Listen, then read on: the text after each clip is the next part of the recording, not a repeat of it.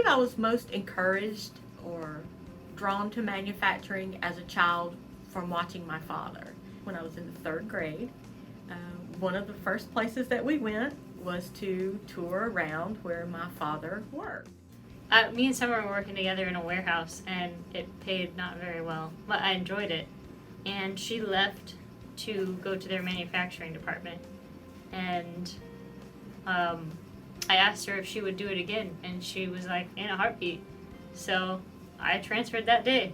And then also because I kept chasing it because the money was there, and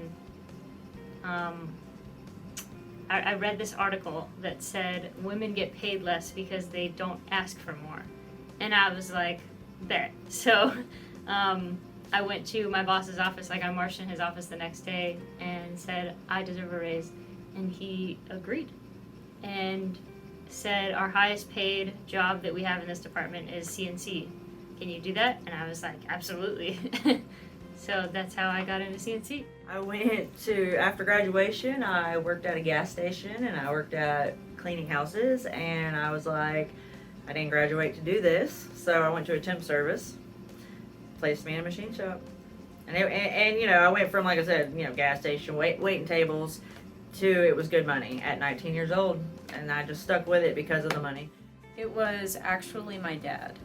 When I was little, my dad would bring me to the printing shop that he worked in on Saturdays, and I just thought it was the coolest thing ever to watch the machines run and really see how things worked. I just thought it was super neat. And later on, I actually got to work with those same individuals that saw me when I was a kid, and it felt the same. Getting to watch how everything works and everything moves, and it inspired an extreme interest. I was already interested in science, so it only furthered my interest in learning how things work and how cool machining really was.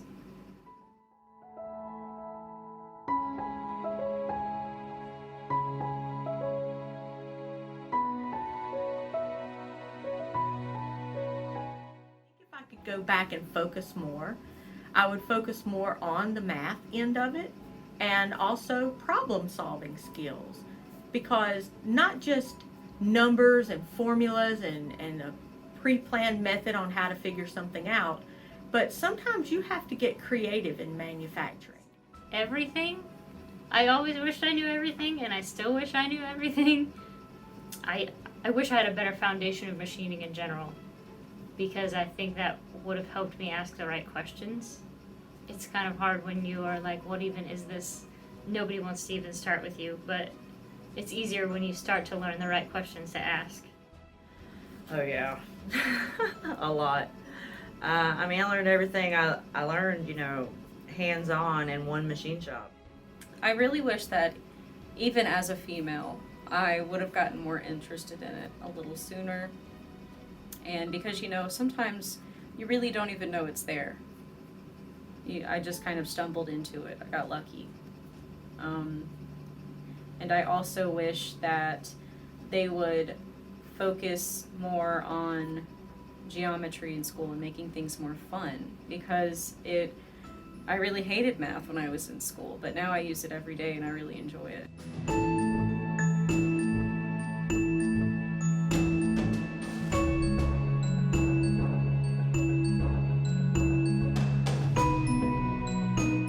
What I enjoy most is just putting it all together, because when the parts come to me, that means that it's the end of the job, and to compile all of that together into one packet that I know is going to go to the customer and that my parts will be used for something. And to me that makes me happy, and that is the most rewarding part of my job. Probably the troubleshooting aspect. I really like to learn new things, and there are a lot of opportunities for learning in machining specifically, because there's always some new adventure. There's always something new that goes wrong where you just have no idea and you're asking for help. Nobody else has any idea, and everybody's trying different things, and in the end you end up with this long list of troubleshooting techniques for the next time something similar goes wrong. Making stuff, being creative. And it's given me a really creative edge in my whole life. You know, I have a shop in my basement. I like to build stuff. Seeing things come to life, I guess. I love just seeing how things work. It's really incredible to see the start to finish process of really making something. The science behind it, the physics, the geometry, the math. It's just really cool to get to incorporate that every day and really get to see how things work and just how incredible it is.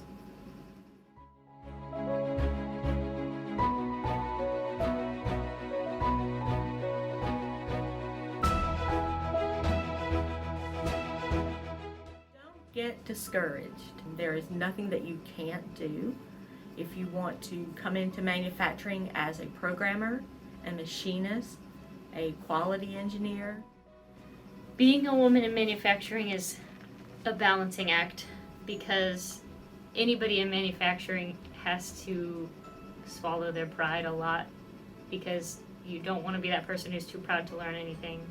I feel like most of your success in any industry in manufacturing is hinging on your ability to ask questions and take constructive criticism and learn from your mistakes.